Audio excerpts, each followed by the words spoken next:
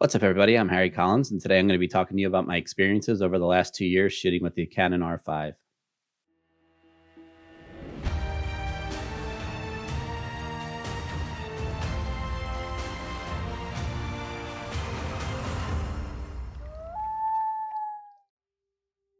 Just a little bit over 2 years ago, I had reached out to Canon, even though I was a Nikon shooter at that time. I had been shooting Nikon for, I don't know, probably 12 to 14 years or something like that. But I wasn't really happy with what Nikon was doing with mirrorless cameras at the time. So I reached out to Canon and asked if I could borrow some equipment to test it out. And they agreed to do so. They sent me the R5 and a whole bunch of lenses. So I went down to Florida to test it out, and I immediately fell in love with this camera. So having had this camera for about 2 years now, maybe a little bit more than that, um, I found a lot of things that I love about it. Even compared to some of the newer cameras that are coming out, there's still some things that I think that this camera does better. There's some things that I don't like. So I'm going to try to break those down for you through the rest of this video and tell you whether or not I think you should still buy this camera in 2023. So one thing I will say is I have added an R3 since the R3 was released. In my opinion, I think as a wildlife photographer, having the combination of the R3 and the R5 is just absolutely perfect. I'll start with one of the negatives, I guess, about the R5 is like any high megapixel camera. Once you get into high ISOs, low light, it's just not going to be as clean as a lower megapixel camera, which is where the R3 comes in. So again, one of the downsides I would say is it's not the best camera for low light. However, that said, I've shot plenty of images at 10,000 ISO, even a little bit higher than that are more than usable, with some processing after the fact. So again, it's not impossible to use this in low light, but that is one of the drawbacks. That's where the R3 comes in and makes the perfect wildlife combo.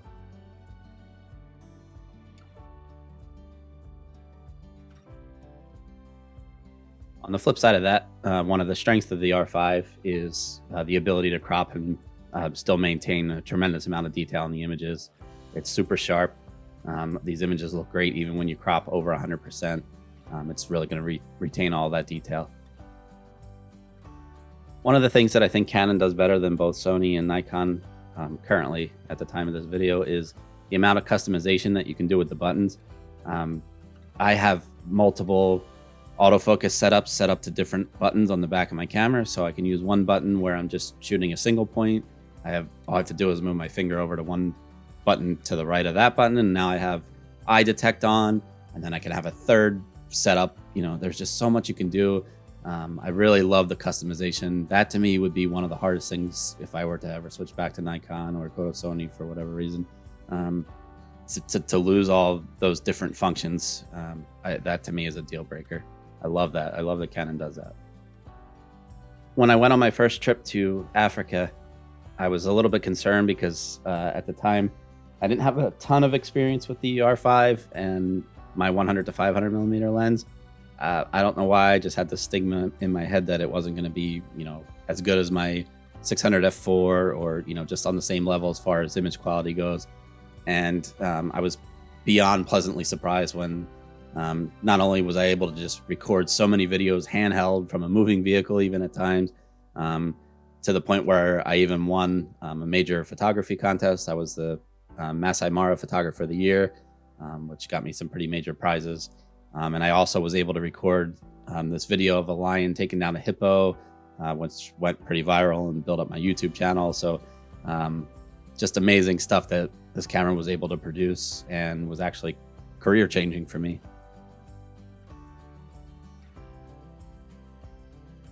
Another one of the strengths of the R5 is the IBIS and just how stable of an image I'm able to get out of this camera. As I mentioned before, I was filming handheld a lot, and I actually started filming a lot from kayaks as well.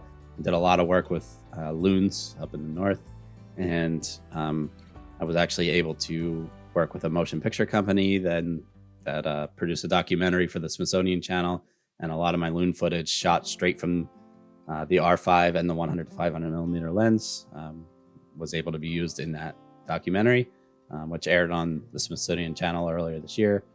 So that was also pretty cool. One of the things that I really don't like about the R5 is I absolutely can't stand that it has a CF Express card and an SD card slot. Why we're still using SD cards anymore is beyond me. That needs to go in the next generation. It needs to have dual slots. Please, Canon, let's get rid of the SD cards. So when shooting the R5 in electronic shutter, you can get 20 frames per second.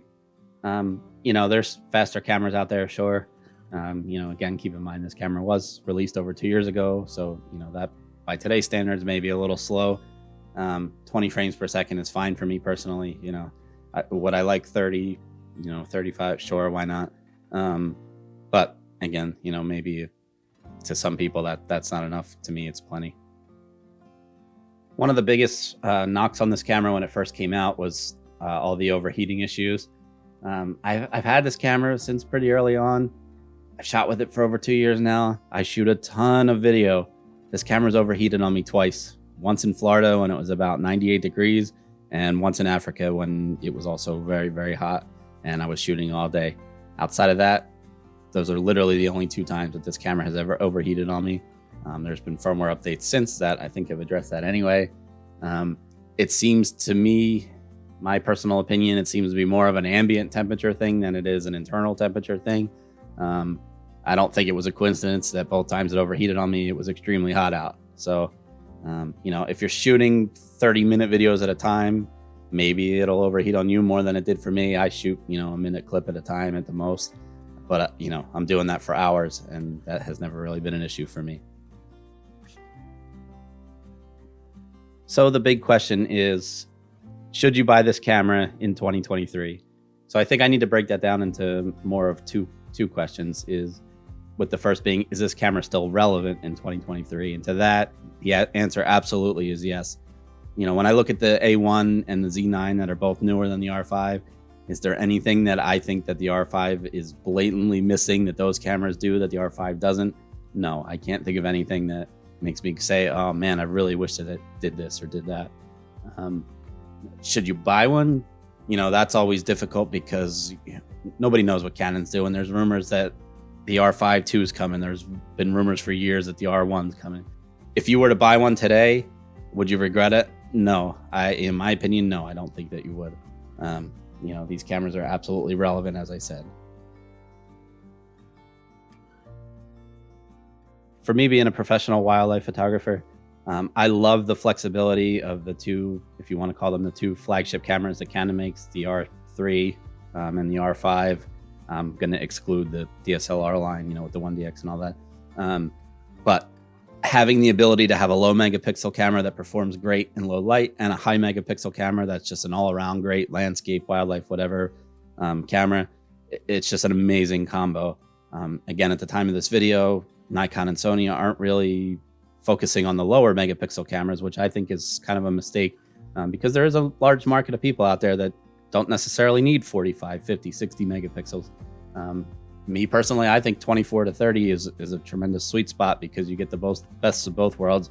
You can crop a little bit, but you get tremendous low light performance. So again, I know this video is more about the R5, but the R5 paired with the R3 to me is a dream setup. There's not a lot that I am wishing for an R1 at this point, other than maybe some different video features or something. I don't know. I don't have a big wish list. I'm very, very happy and content with this setup. And who knows, maybe they'll change my mind. But as of right now, there's not a lot that I'm missing. And I don't regret having switched over for a second. Other than, I wish Canon would get some new lenses out there. But, again, rumors are coming on that. So we'll see. Anyway, let me know your thoughts. Let me know what you think if you have an R5, if you're looking at the R5. And hope this video was useful to you. Thanks.